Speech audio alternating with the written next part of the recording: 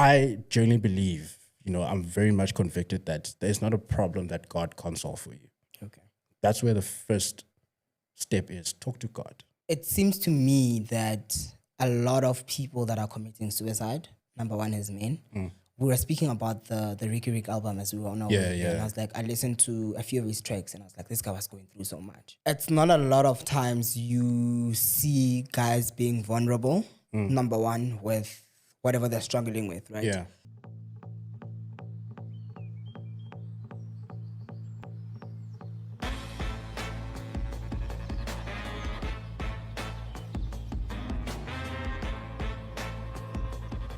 Yo, guys, welcome to another exciting episode of the Come Up and Cut, man.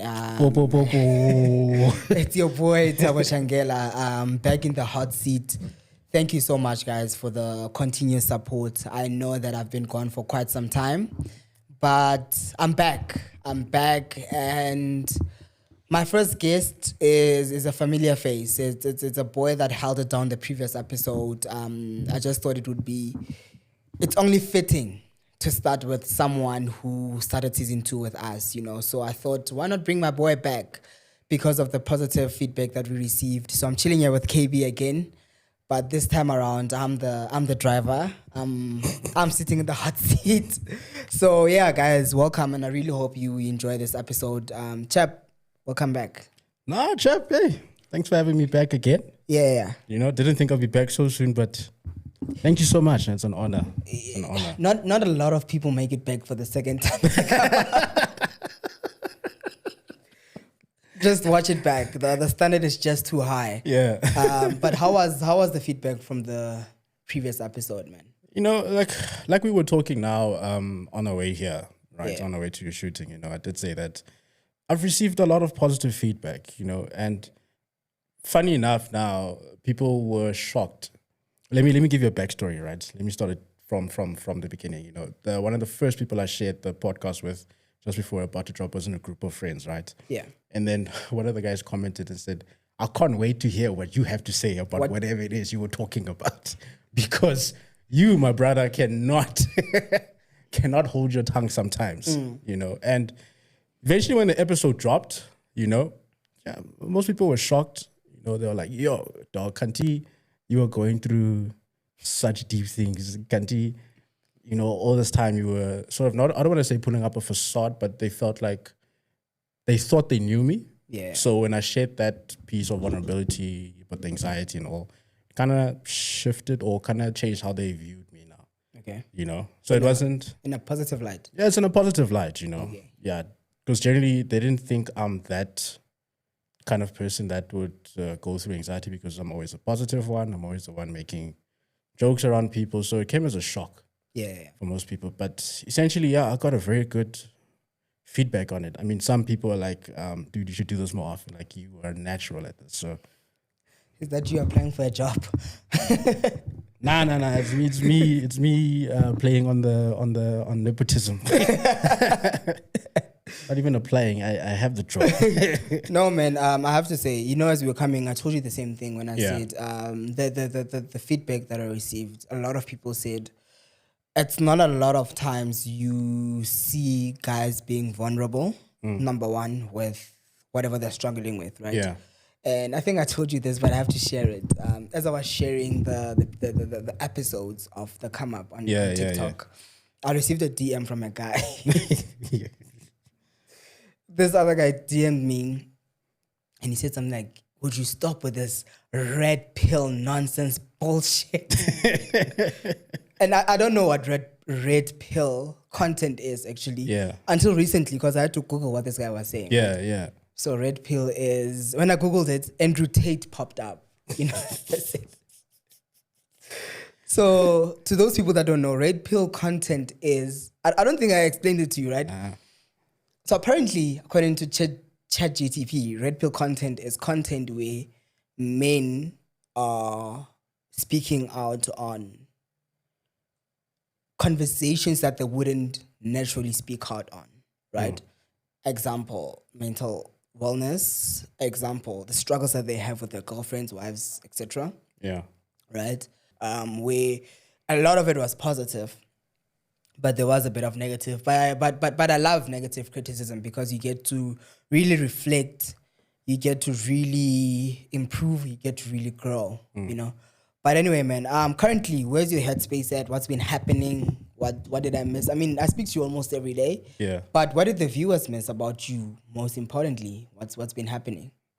Yo, I think since that episode dropped, you know, because I actually rewatched it as well, Okay. you know, just to check on, basically just to relive the conversation, you know. And the one thing that stood out for me then is that with regards to mental health awareness, especially for men, you know, I don't think we speak enough about it, you know. And I think generally because now we get such comments that you got in your DMs where they're like, we should stop with this red pill nonsense. yeah, red pill content or whatever it is, you know. Yeah. And I generally feel like, to an extent, as much as now we're in a world where social media is top tier, there's social media awareness, there's a lot of awareness going on social media, but I still don't understand why you get such comments where now it's sort of now tracks us back as men, Yeah. you know? Because the difficult thing about being in your mental depression or anxiety and whatnot is that often when you do speak out, then you get someone that says to you like, "Ah, dude, what is this? Like, you're a man, just buck up. Yeah. Sort yourself out. I mean, you can't be crying like this. You can't be complaining about this like a man or whatever the case is, you know." So I think generally, I think now it's sort of like we're regressing as men in a way if we still get in such comments, and moreover from another dude, you know. That's still that baffles me though. Like seen as red pill content where now it's more awareness that we're trying to get out there Yeah. for men, for mental health, so to say. Do you think men should be speaking out more? I feel like men should speak up, not a whole lot more, but all the time. All the time. Yeah, I genuinely think as men we should speak up. We should really speak up. To who? Yeah. First of all, I think speak up to I think the most important conversation you can have as a man is the conversation you have with God. Okay. You know what I mean? Because God is a source of our income, sort of source of our strength, source of our faith. I think that's where the conversation must first start. You know, if you're going through something, pray about it. You know, that's been my foundation. That's been our foundation. Yeah. You know, For the longest time. for the longest time.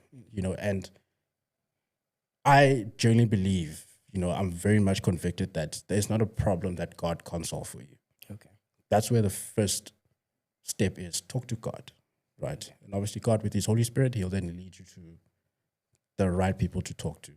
I mean, there's even in your own friendship circle, even in your relationships with older people, like older gents or whatever it is, there's a certain level of guidance that you need in this kind of a case where you're going through your mental health issue, whatever the case is, right?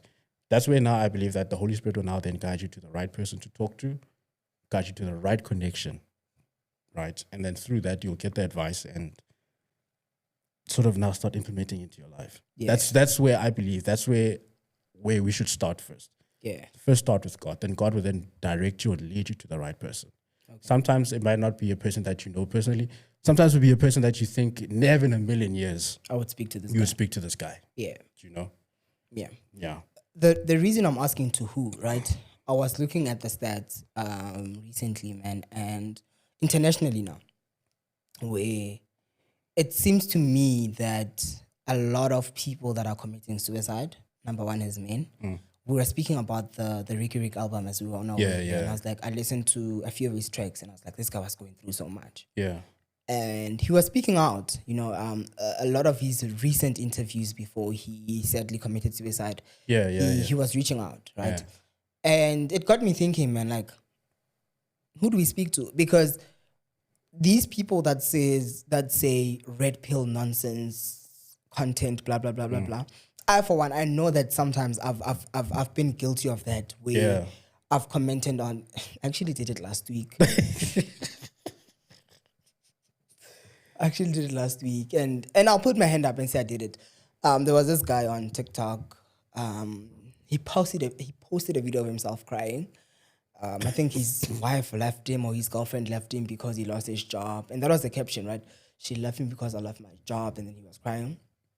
And then I commented, just pull yourself together, man. Right? And I'll put it on camera because thinking back now, I don't know how many of those comments that guy read. And I don't know which one is going to be the one that pushes him over the edge. Yeah. You know? And I kind of felt bad because I'm like, I should know better. Yeah. I should know better. But at the back of our minds, we still have that whole, the background that we come from, chap. The whole, I don't want to say macho man, but just get over it. You know, I think there's to my opinion, there's a very deep misconception with getting over it. Okay. Right? Because it's very easy for me to say to you, if now, your wife left you or your kids left you and whatnot, and I'm there like, man, just get over it. True. Right? True. I feel, for me, it's first of all, I'm not walking life in your shoes. You know what I mean? I don't know how deep the situation has been between you and your wife. Okay. I don't know how deep it got. So I'm looking at it on a surface level to say to you to get over it, because now I'm looking at it just here. Y'all are like, man, it's just another woman leaving you. You'll get another one. Kids leaving you. You can make another one. For sure. That's where I feel like there's a deep misconception between gents and whatnot. With us just making comments like, nah, just get over it. I mean, how? Yeah. I get that, ne? I want to give you a scenario. Okay. I want to give you a scenario. We are run it back to 5 years ago. Where we were 5 years ago, right? Where were we 5 years ago? 5 years ago, 2020, that was lockdown, my boy. That was lockdown, right? Yeah. You and Blom, I was in Joburg. Yeah. We'll keep it at that. Run it back 5 years ago. Yeah. I call you because I was not married at the time, no child. I call you and I say, chap, I broke up with my girl. I feel like I'm losing it, right? Knowing what you know now, what would you say to a 20-year-old or 19 or 22-year-old person going through that 5 years ago? Well, with that, now the first thing I would ask is, okay, cool. How long were you guys together? If now it's using the scenario of now you broke up with your hand. Yeah. But first thing I'd ask is, okay, dude, you broke up with your hand. How long were you guys together? Right? From there, that's where now it starts to sort of like set up the rest of my questions. So if he says to me that now they've been dating for 6 months and less, I'll then say like, okay, cool, yeah, sharp. A heartbreak is a heartbreak. It happens. But you haven't been long enough with this girl to even have developed a deeper connection. Okay. I think in that context, that's where you'd be like, dude, it's fine. Just get over it. So there is an element of get over it. There is an element of get over it. But, okay, it's a different conversation now if it was a 40-year-old man telling me that, hey, listen, my wife just broke up with me, divorced me, we've been together for 20 years. Okay. That's, of that 40 years of that man's life, 20 years were with someone else. I don't think you should say to someone, dog, just get over it. For sure. I mean, for sure. 20 years compared to 6 months, Yeah. But essentially, back to the scenario, I'd obviously then say to you, if it's now less than 6 months, if it's longer than 6 months, then obviously my phrasing of questions or my advice would be different. Yeah. I'd then be like, okay, dude, maybe this is your first time experiencing love, right? You're 20. Sure. As much as now you have a plan, you have a 10-year plan, maybe this is the person you want to marry, but fortunately, it didn't work out the way it should have. But look at it this way. Whatever God takes away from your life, God is intending to put something new. Okay. Maybe essentially now, maybe this girl was just a minor lesson. Yeah. So to say. But yeah, let's move on. Okay. Okay. Jap, let me ask you this then, yeah? Yeah. Right, with what you know now. Yeah. Yeah. What's the key advice you would have give? What's the key advice you'd give to 20-year-old you? 20-year-old me. Apela, when I in your 20s, you were wild, my boy. I just want to give context. 20-year-old me, I hadn't spoken to my dad in 10 years, Yeah. if not more. My mom was still trying to figure out what she's going to do with me. I was staying in Tembisa. I was renting a room inside of someone's house in Tembisa, you know. That was the 20-year-old me. And if it's me and 20-year-old me sitting where you're sitting right now, I think my advice would be don't give up. And it sounds cliche, it sounds overdone, it sounds oversaid, but I'll tell you why, bruh. I've hit so many stumbling blocks that have caused me to want to give up. Yeah. Like just want to go back to Bloom, live with my parents, live with my mom for the longest time. Yeah. Don't try this again, you know? But then I look back, I think you know that I used to have an NPO, there's the come up, there's this, that. It all came from me not giving up. Yeah. Right?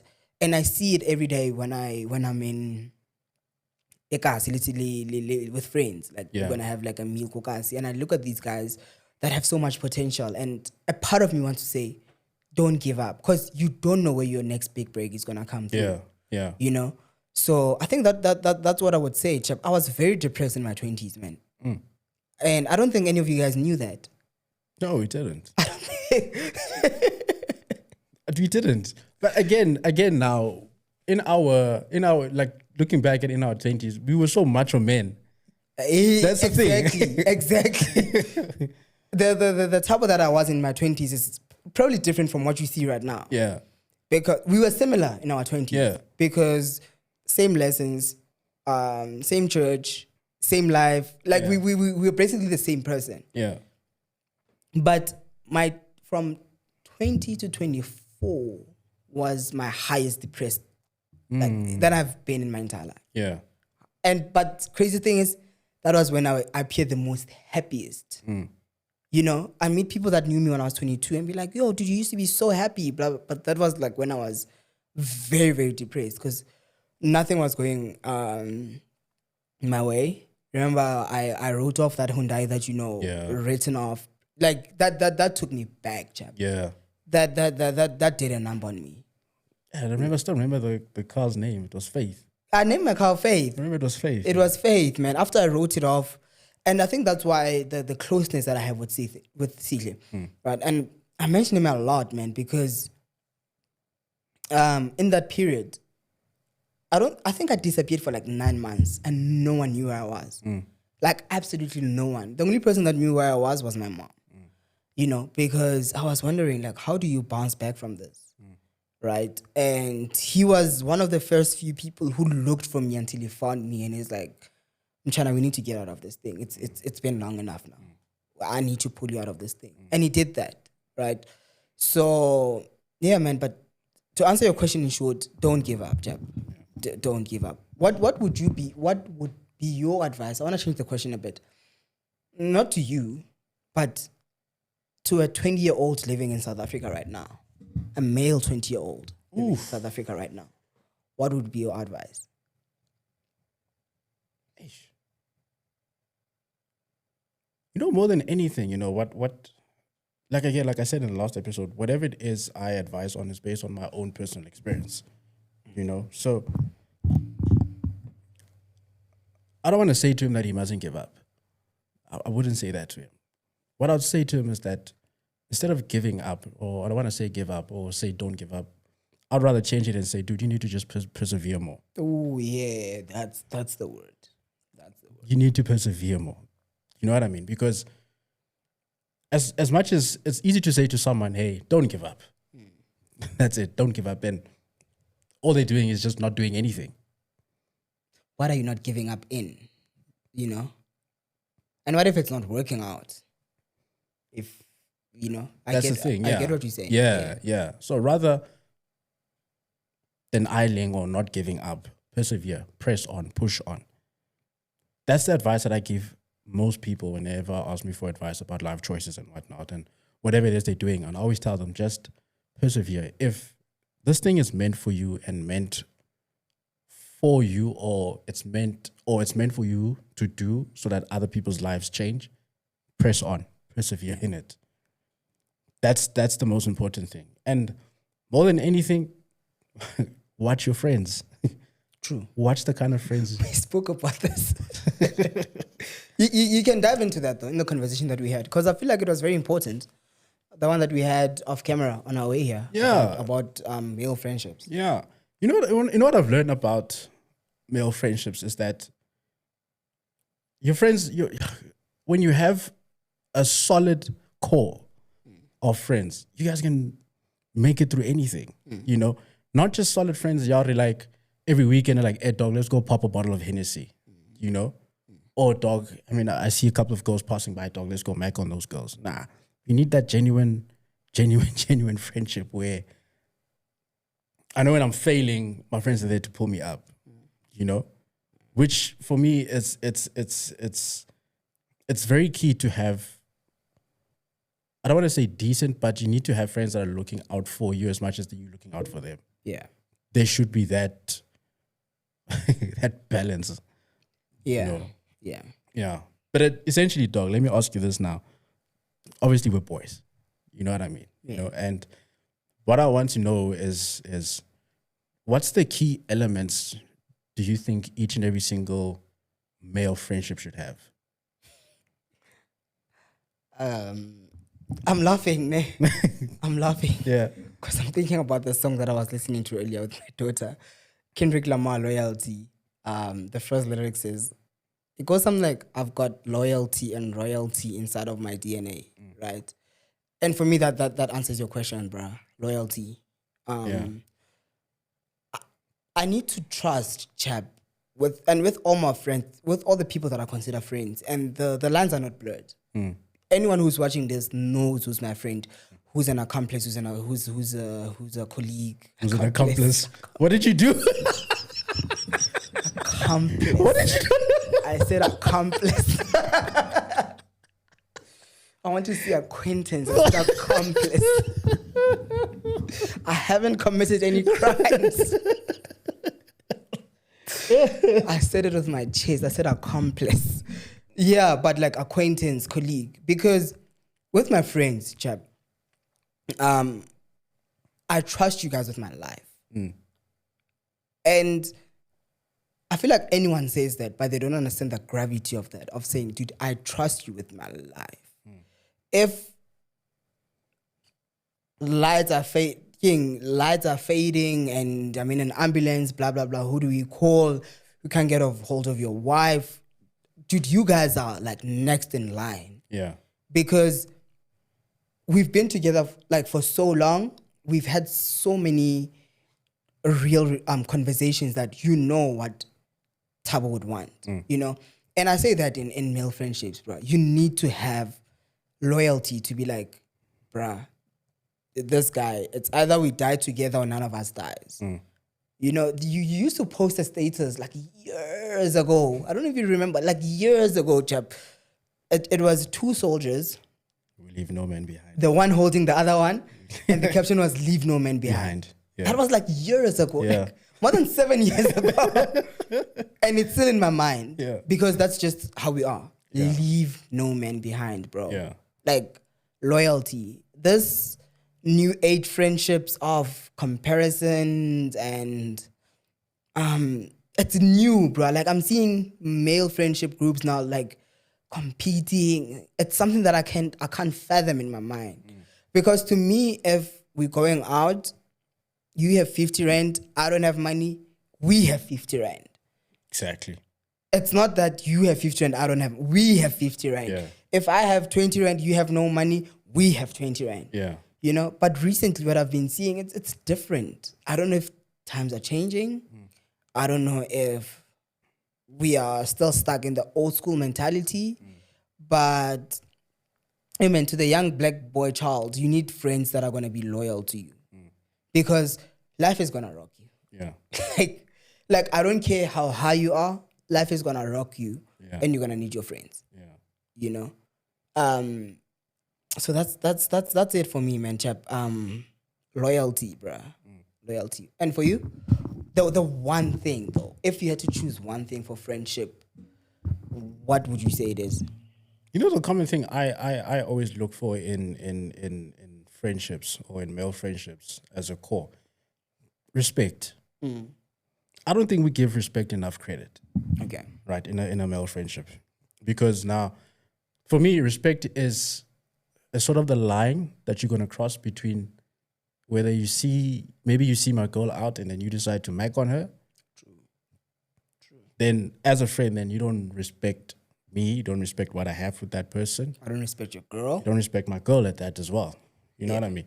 I've seen within my friendship circles that the common thing that's really keeping us core or keeping us strong is respect. Yeah. You know what I mean? Like when you're having a terrible day, you know, I can come to you and tell you, Enfit, in China, it's just one day. You know what I mean? It's just one day. I know what you're capable of. Let's just bounce back. You know what I mean? So for me, that's where the respect is, because I understand your capabilities as a bro. Yeah. In China. This is not you. This is not you. Yeah. You're not operating in who you're supposed to be. Exactly. You know, as opposed to me be like, what are you thinking? That's his baby. That's his nonsense. He put himself there. That for me, that's where the respect is very key for in a friendship. Yeah. You know, as much as like me and you, we bag on each other. Yeah, like there's so much banter. We banter each other. It goes deep. It goes deep. It goes deep. But it's that. It's that. It's banter. You know, I respect you enough to make fun of you. Yeah. Because you're not all that sometimes. I make bad decisions. No, but it's banter. But you know when it hits the fan, respect is needed. Yeah. You know, and I've seen it with you, chap. I've seen it. I heard it in a previous episode as well. The way, even in private, the way you speak about my wife, the way you speak about my daughter, the way you speak about what I do, even the way I speak about your girl. There's that element of respect where you just like, no, this is respect, you know? Yeah. And you're right. Yeah. You're right. Do you think the bro code is still alive though? No. You're honest with me? No. No, why not? No. In our I don't want to say in our generation because it makes us feel a bit older. Yeah. But in our era, yes. And in our era, I'm speaking about people that are now edging early 30s to mid 30s kind of vibe. Yeah. I would say yes, because that's where most of my friendships are. Yeah. And I've seen the bro code alive in that, right? Yeah. But I scroll through TikTok, I read TikTok comments of the younger gens, like your 20s, 21-year-olds, and I'm realizing that it's not there. It's not there, man. These guys, it's about who can get the prettiest girl, even if the girl is your girl.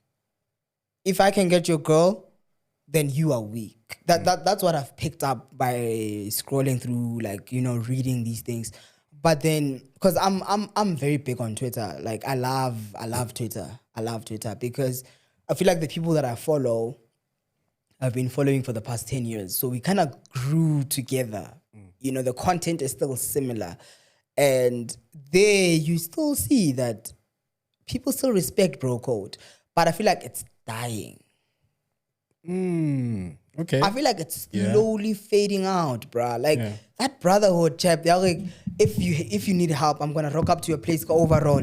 Yeah. It's fading away, chap. Yeah. Now gent friendships is about what can you do for me? What do you bring to the table? What do you at this point, basically? That's what I've realized. Yeah. What do you bring to the table as a friend? Yeah. Back then, it used to be like, oh man, like think about when we met, right?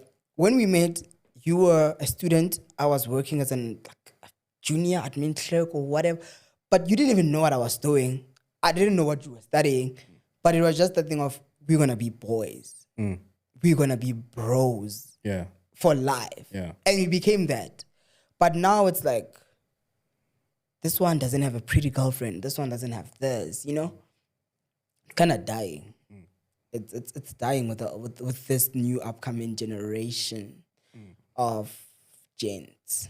Do you think now, is it because, I just want to touch on what you said now about, obviously, between gents, a little competition is healthy. Yeah. Yeah. Respectfully so. Respectful competition is healthy. It's healthy. Yeah. Right. Do you think now with that competition, now with the requirements of social media, or not really social media, but let me say social, what's the word? Standards? Yeah, social standards. Yeah, perfect. Okay. Do you think because of that, some way, somehow, we've lost that brotherhood or that code among gents? Social media has ruined a lot. It has ruined a lot, chap. We went from Instagram being a platform to just share pictures to now where you can kind of gauge where Tabo is in life. You can just click on his stories and be like, oh, this one just travels from between Bloem and Joburg and Fixberg and Velkom. Oh, but this friend of mine can travel to Zanzibar and so I feel like that comparison is so much higher. And also, instant gratification has become so much, like, it has become such a thing. Yeah. Right? Because now, remember, back then, chap, BBL. Yeah. Like, everything took time to build. Friendships took time to build. Yeah. Now, I can just DM a bro who has similar interests as me, who looks like he's living the same life as me, and we can connect. And I can easily forget the boys that I come like from way. Yeah. Like I can easily forget Majida. Yeah. Now kinao secondly like a certain gent because I stay in the area. I recently saw a video on TikTok, or was it I can't remember whether it was a video or something going on the radio. Yeah. This is obviously now besides the point, but touching on your social media standards. One of the actors from Generations, from like back in the day, I forgot her name. I never used to watch Generations, so she went for a audition for one of the local TV shows. Okay. Right. So when she was filling out the application, part of the application or part of the questions in the application is, how many followers do you have on your social media? Yeah. Rightfully so, that kind of upset her. For sure. It upset her because now she's not just your new coming actor, she's a seasoned actor. Who's been doing it for years. Okay. And somehow the followers have now come as a part and parcel of who you are, even as an individual, even though you have history of works. It's tied to you. It's tied to you, Joe. Yeah. Like it's hella messed up, because even in the dating game as well, I've seen guys go on TikTok or Instagram and they would say, or they'd make in a girl and the girl would be like, but how many followers do you have? It's a thing. Yeah. It's tied to you. Chap, I'm so confused, bruh. And I know this, it's going to make me sound a bit old, but I'm so confused as to what's happening currently in the social media world, because followers are the new currency. Yeah. And I've said before, like, the reason why I do this, for me, it's not really about the followers, but just love talking, but like followers are a currency, and it scares me because in the next 10 years, we're still going to be alive, but what's going to be of life in the next 10 years? Yeah. Right? Because the people that are making the rules now are still going to be making the rules in the next 10 years. Yeah. Is it a case of we need to shape up and also have more followers? I really don't know, chap. Yeah. How do we fix this? Yeah. I think, let me tell you how I view social media at times, right? Yeah. Because unfortunately now, what happens is that you look at your life and then you look at someone else's on social media. And then because they're doing something, let's say someone in our age group who's maybe, obviously I'm employed and this guy's maybe running 3 businesses. What happens is that we look at that guy and be like, damn, but he got it right. What am I doing wrong? It's because I don't have this, I don't have that. Yeah. So generally what I do when I come in a situation like that, where I see a bro, maybe my age, that's doing far better than me. Immediately what I do, bruh, I block that account. For sure. Because I can't have something on a social media app that I go on often and sort of be reminded of your shortcomings. Yeah, exactly. Of my shortcomings there. You know, so that's one of the things I do. You know, because social media will have you thinking and you're still in the stone age. Let me throw a spanner in the works. Do you understand that to some people you are that other guy? True. Like there's someone who's looking at your profile and going, but this guy's the same age as me. You know? And that's the thing. There's a guy who's here and you feel like you're here. Yeah. But in an alternative world, you are here. There's a guy who feels like they're here. Yeah. You know? So there's no winning. But that's why it was designed. That's how it was designed. To always make an average person feel inferior to the next person, right? My views on it changed when years ago, I used to know this girl who was... years ago, there used to be things called twelabs, you know? Yeah. You remember the twelab era? I remember that era. You remember the twelab era? Yeah. She used to be a twelab, but she was my friend, right? On Twitter, she was massive. I'm talking like more than 500K followers. But because we were friends, I knew that her Twitter life is not what she was really living. In reality, she was depressed. In reality, she was this. In reality, she was that.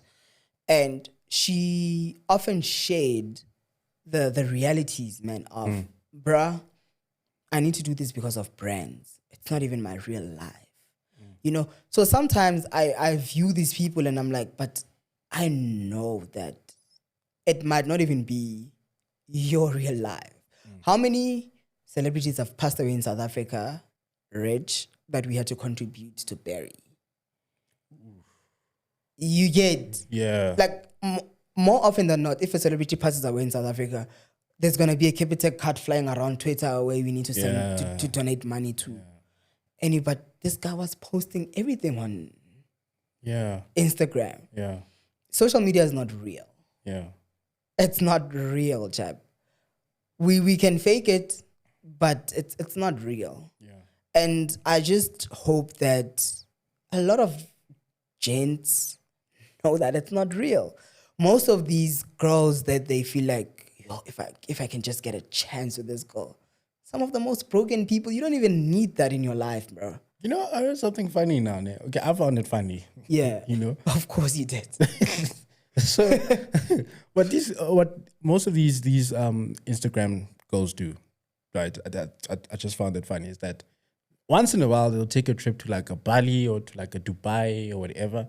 So while they're there for the week or for the 3 days or whatever it is, they'll take a shitload of pictures, right? And once they're back in the country, they'll then just filter those pictures and be like, okay, cool, week 1, I'm posting these.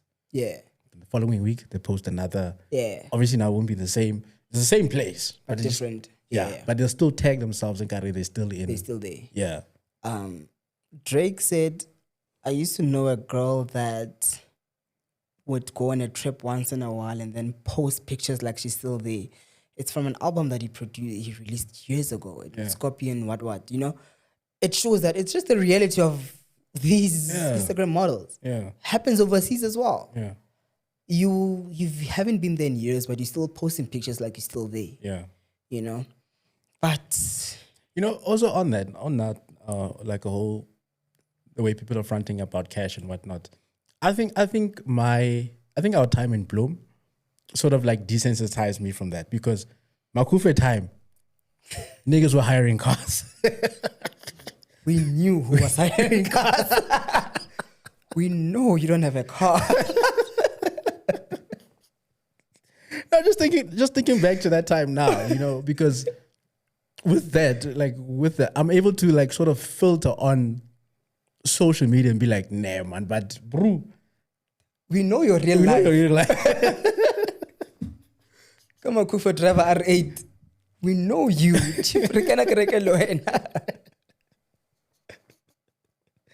Oh gosh. Yo. We judge with, but I don't know why people do that. Yeah, but I think it's there's a lack of character development.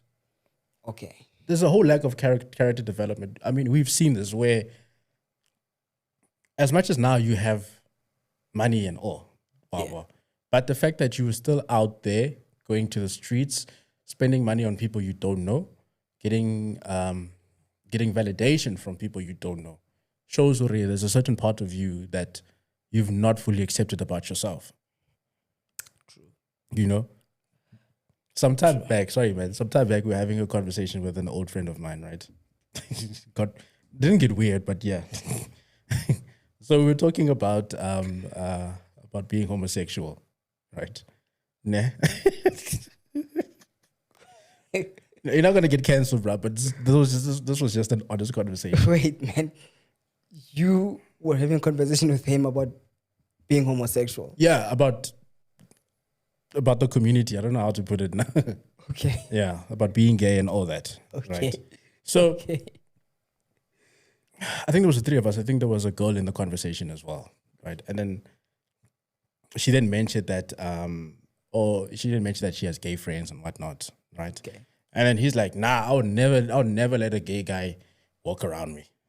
You know? What do you mean walk around? Or walk past him. Or like have a gay guy him. in his circle, presence. in his Yes. presence. Oh, Right. okay. Get it. And then I asked him, I was like, "Bro, why not?" Yeah. It's like, "Nah, dog, what if I'm there and then I turn gay?" You know? What? I said, "Nah, bro, that's not how you No, look like I touch you and you turn gay. Yeah, that's what he thought. Oh, okay. So I said to him there, I said, I can gladly sit around gay people, Yeah. right? And not be Weirded out. weirded out or not be offended or not crash out at them. Understand? That's who they are. I've accepted them for who they are. It is what it is. Okay. So I asked him, like, bro, what's your story? Nah, dog. You know, when you're around people for a certain amount of time, you just turn into them. I said, no, dude. Like a vampire. Yeah. So I said to him, I was like, no, bro, but which means it tells me that there's a certain part of you that you've not fully accepted. Maybe there's a bit of gayness in there. There's a bit of gayness in you that you've not accepted. Yeah. Right? Nah, dog, that's not me, yo. Imagine not gay. No. I said, yeah, but that's the reality of it. Why hate on someone that you know very little about? Yeah. So I learned that what we hate in other people is actually a reflection of what we fear in ourselves. Exactly. Like that thing, like it blew my mind when I read that. Yeah. So if I hate that you are arrogant, gay, whatever, it's what I fear that I might have in myself. Yeah. You know? I don't know how you explain that in terms of xenophobic terms, but you know. Maybe even in xenophobic terms, you can actually use the same statement to be like, maybe as an African, there's a part of you that you're not happy about. True. Yes, I agree. There's a certain element of yourself that you're not happy about. I agree. Hence why you'll attack someone that's of a different nation. I agree. Right? And again, unfortunately, people view it as if, nah, these guys are here to take our jobs. They'll take our livelihood. You know what I mean? But if you have an honest conversation, people that are responsible for xenophobic attacks or what I've seen with some of them that are xenophobic is that there's a certain level of insecurity we have towards foreigners or towards other African foreigners, so to say. Okay. There's a certain level of insecurity where it's like, no, but Botswana, they're here to take our jobs. Mm-hmm. That's not really the case. Yes, Botswana utlile out of wherever he comes from, wherever he is, he comes looking for work here. Mm-hmm. But when you are presented with the same opportunity, in most cases with people that I've talked to, when they were presented with similar opportunities, they're just like, nah, I'm too good for that. I feel like you would know because of the industry that you're in. Yes. You are best suited to speak on this. Yeah. Because you see this almost every day with the opportunities that are presented to South Africans versus foreigners. Yeah. And who's more probable to take those opportunities. Yeah. In the line of work that you do. Yeah. You know? You know, with let me put it this way now. I get it generally with construction project specifically with government. You know, there's a set clause in your tenure document that says that once you've been appointed for this, you are required to subcontract or you are required to partake in local economic development. Okay. Right? Generally, it's subcontracting. Generally, the general number is 30%. So 30% of the contract you then subcontract to a local guy, right? Again, this is something I experienced firsthand where that contract I was busy with did not have that clause, but yet it was imposed on us to subcontract and have local people working there, above and beyond having local laborers there, right?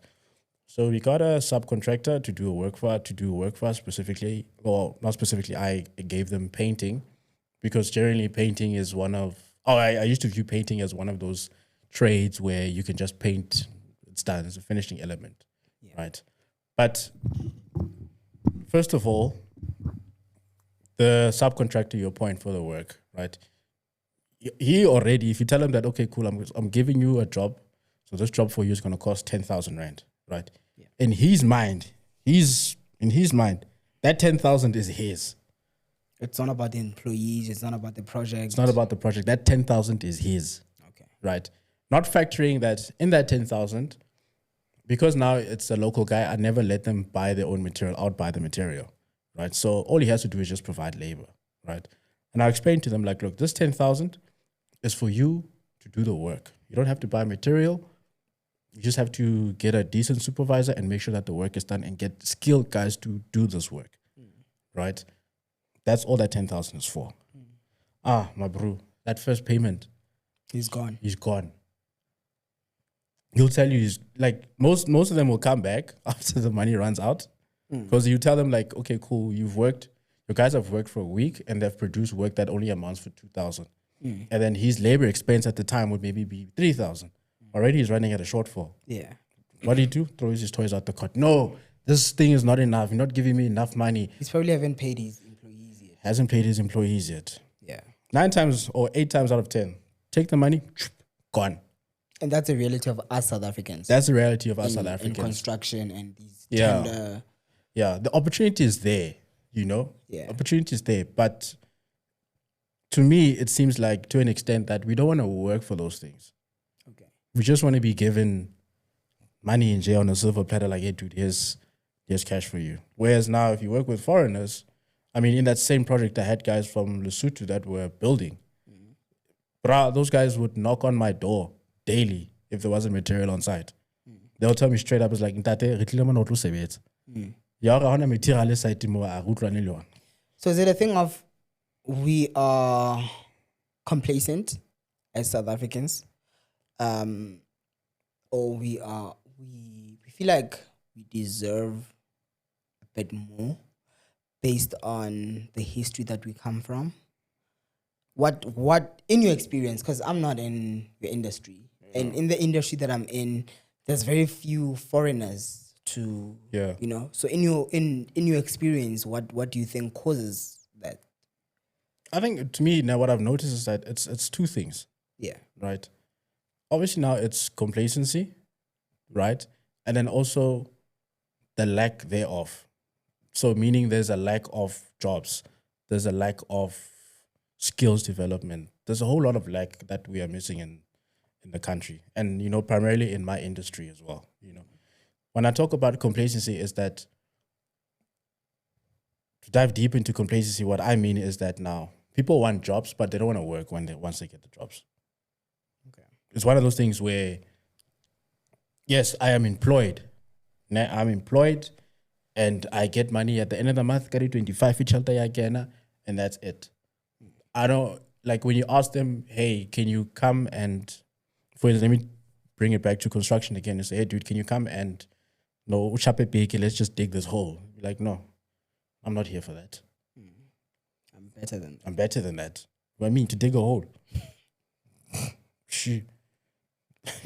And when I mean lack thereof, also lack of skills more than anything. Do we lack skills in South Africa? We do lack skills. Where do foreigners get the skills from? If you go to places like, let me take Malawi for instance, right? In Malawi, there is, of course, I stand to be corrected, but I know that they are trained to be tradesmen. Okay. Right? So if you get a guy from Malawi that does brickwork or builds walls or uses bricks, he has a trade in that. He learned how to do that. His skill can go as far as knowing how to make a brick. Oh, okay. You know what I mean? Not just he doesn't just use the end product. He knows how to make a brick, work up towards it, work up towards what the brick needs to be, and then he can even lay a brick down. Okay. That's some of the skills that that's one of the key skills that Lesotho guys have. Or those guys will build your house in no time. I've heard that about Lesotho guys. Yeah. Yeah. So that's where we miss it as in my opinion, where we miss it as South Africans, especially when it comes to my industry and construction industry. There is a huge lack of skill, and moreover, when we are presented with the opportunity, dude, we just there for vibes. True. And you've experienced it. My guy. You've worked for someone who was there for vibes. My guy, let me tell you about the ladies I had on site. Yeah. Yeah. Like they to an extent they made me not believe in gender equality. Okay. Why? So when you're a general worker, you get general worker thingies. You get general worker tasks, right? For instance, digging a hole, right? Whether you're a man or woman, you need to dig a hole. Exactly. A hole. Yeah. Okay. So that's people employed there as general workers. Everybody's earning the same pay, right? And then I taught these ladies, I'm like, okay, cool. Here's your line. You need to dig this hole going up to that point, right? They're like, no, we are ladies. We can't be doing work like this. So what do they want to be doing? So I asked them, what do you want to do? It's like, no, please find something else for us to do. Like cleaning. Yeah, like cleaning. But again, how much cleaning are you doing when the project starts? Especially on the construction side. Exactly. Like the first phase of the construction when you're doing the excavations, there's nothing to clean, right? And you tell them, I asked them, like, okay, cool. Rather than you guys come back at a later time, no, you're stopping us from working. What do you mean we should go home? Like we are working. And I'm like, but I'm tasking you with something to do. You guys tell me it's only for men. I feel like you're opening another new conversation of gender equality, of what do they call themselves? Feminists. Yeah. In a broader spectrum, man. I feel like that's really a conversation that we need to dig into as people to really find out what does that word feminism mean, number one. Yeah. And what does gender equality really mean? Does it have parameters? Okay, we want to be equal as genders, but not when it comes to construction site. We want to be equal co-officing, That's, funny enough, I actually had a similar conversation with my ex-colleague. She was obviously working in the office, right? And she did say that, she's the one who even said to me, said, no, women only want to find themselves in position of power. They don't want to start from the ground. They want to start from the ground. Okay. And I once had an argument with a girl about this, and then she's like, no, women can even work on construction sites.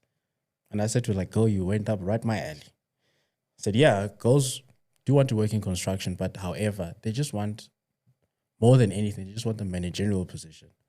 Yeah. Moreover, they don't want to now do the same type of work for men, but yet somehow we are fighting for them to get the same pay, or they're fighting us to get for men and women to get the same pay within the industry. Yeah. Look, I'm for women in construction. Like I totally believe in that, but for me, it should go through all levels. Okay. You know what I mean? We should be able to have a woman TLB driver. We should be able to have a woman quantity surveyor. We should be able to have a woman site agent, contracts manager. We should have all that. We can't just now fight for being a QS. But if you're going to be a QS, you need to be qualified for it. It can't be handed down to you. Yeah, it can be handed down. either go to school for Go it. through the proper channels so Yeah. that if you're gonna argue that you wanna be a QS, have the proper foundation, have the proper qualifications behind you Yeah. to support your argument. Yeah. You know. Yeah. Yeah. But in closing, chap, time flew, man. Chana, we have a lot to say. Time flew, chap. In closing, what are your closing thoughts this time around? You know, my biggest closing thought now, I actually was thinking about it now. Né? Yeah. It's obviously going back to male friendships. Baba.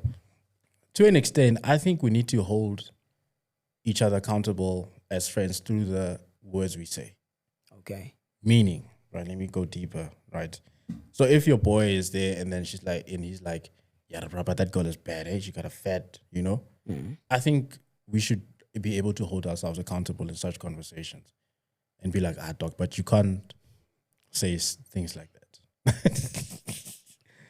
Generally, I think with regards to now what's happening with, you know, girls, with the rape that's happening in the country, for me, I feel like one of the sources is men not holding each other accountable in such conversations, especially in light conversations.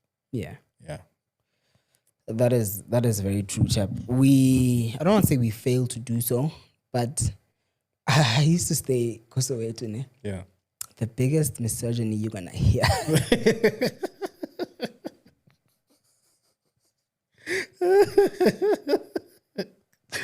The biggest misogyny you're gonna hear is when you hang out with those guys, bro. Yeah. You could be sitting in a group of 5 guys, and one guy will be like, "Namusadi kama sharp abafethu." And the rest of the 4 guys are gonna be like, yeah. No one is gonna be like, no, bro, you can't say that. Yeah. You know? And that's just the reality. Bro. Like, I could say the most weirdest thing ever. Yeah. And my friends are gonna be like, yeah. Dude. Yeah. Let me bring it home for you. I was on a TikTok live now a couple of days ago. Okay. Right. And this guy came into the live and then he's just like, to one of the girls there, he's like, yeah, no, this girl needs to show us needs to open the camera so I can see her. Okay. Right. I'm like, hey, bro, like, you can't come in to our live, it's a panel. You can't just come in and just start throwing requests. Demand like that. Yeah. Says, nah, but Kabelo, who are you? I'm like, hey, brah, like, you don't want to start with me. Yeah. You found us here. You know what I mean?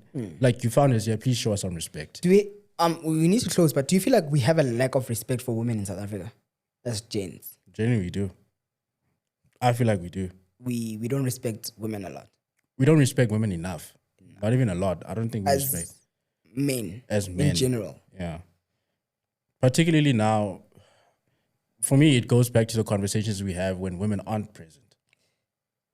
Yeah. That's where the most disrespect happens. That is very true. I saw a TikTok video of a guy. He says, if women knew how most of these men speak about them when they're not present, they wouldn't even date these guys. Yeah. If you knew what these guys say about you in your absence, you wouldn't even be around those type of men. Yeah. And that is true, because we gents, sometimes you're chilling with Majita and you hear these conversations happening in the background, sometimes around you, sometimes, but you just hear that these people don't respect women, these people don't value women. Yeah. But yeah, mate, it's a topic for another day, though. Those are your closing thoughts, chap. I think my closing thoughts, something that's been on my mind recently, right, is it's gonna feel like contradicting you a bit, but I saw some guy who was accused of rape, got arrested, and then the girl later came out that the guy didn't commit the rape. And it took me back to a post that I once saw on Twitter where a girl posted that I could accuse a man that I've never met before of rape, and you could lose everything because of that accusation. Yeah. By the time he wins the case, he had lost everything. Yeah. You know? So I think my closing thoughts in that regard is just that I feel like as gents, we need to be careful about the type of women that we invite in our spaces as well, bruh. We need to de-center the club scene. We need to de-center the baddies, if I may put it that, because they've destroyed so many lives of our brothers. Yeah. But we can't continue to blame them because we put ourselves in such situations as gents as well. Yeah. I'm not going to sit here and bash women and say women must stop ABCD. This is a message to the gents and say, be careful of the woman that you bring in your space. Yeah. If she's not going to build you, she's going to break you. Yeah. You know? And that's just the fact, chap. Yeah. You know? But anyway, chap, thank you very much for pulling through, man. Oh, thanks for having me. You can have your last say there to the viewers. Don't forget to comment, like, share, and subscribe. This is the Come Up Season 2, baby. Bo, bo, bo, bo. Yeah, man, we officially back. It's been great, chap. Ngadu, I could have you and have you and have you. You should. Because every time we're together, it just feels great, man. It just feels great. And thank you guys for tuning in. My name is Thabo Jangela. I really appreciate it. And thank you.